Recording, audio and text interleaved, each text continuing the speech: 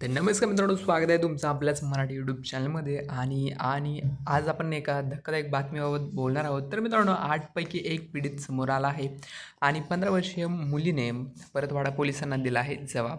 तर मित्रांनो, काय आहे ही बातमी? या व्हिडिओमध्ये आपण संपूर्ण बातमी पाहणार आहोत. तर मित्रांनो, अमरावती जिल्ह्यातील लैंगिक व्हिडिओ प्रकरणात पोलिसांच्या तपासाला वेग मिळण्याच्या दिशेने महत्त्वाची घटना घडली आहे. ज्या मुलींचे शोषण केले गेले त्यापैकी एक मुलगी पोलिसांसमोर आलेली आहे. तर मित्रांनो, परतवाडा येथील व्हिडिओकांड प्रकरणाच्या तपासाच्या अनुषंगाने महत्त्वाची घटना घडली आहे.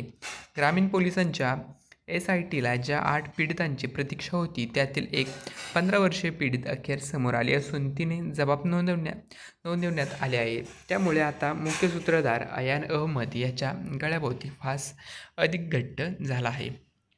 तर मित्रांनो, या प्रकरणातील धक्कादायक व्हिडिओ आणि फोटो व्हायरल झाल्यानंतर 2 मुलींवर लैंगिक अत्याचार झाल्याचे उघड झाले आहे. पीडित मुलींनी समोर येण्याचे आवाहन पोलिसांना केले होते. विशेष तपास पथकाने नागपूर येथून या अल्पवयीन पीडितेचा शोध लावला. ही मुलगी मूळची नागपूरची की अन्य कुठली ते स्पष्ट होऊ शकले नाही अजून.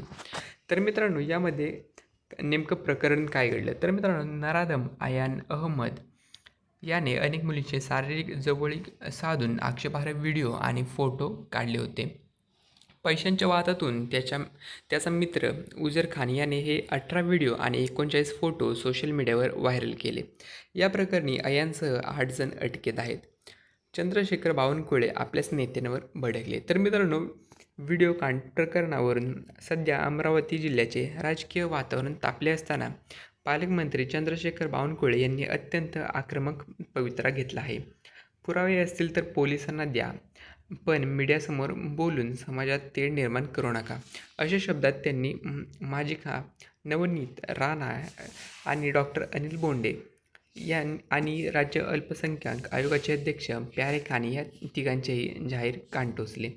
तर मित्रांनो, विशेष म्हणजे गेल्या काही दिवसांपासून या प्रकरणावर रान उठवणारे भाजपचे डॉक्टर अनिल बोंडे पालकमंत्री चंद्रशेखर बावनकुळे यांच्या दौऱ्यात कुठेही दिसले नाही.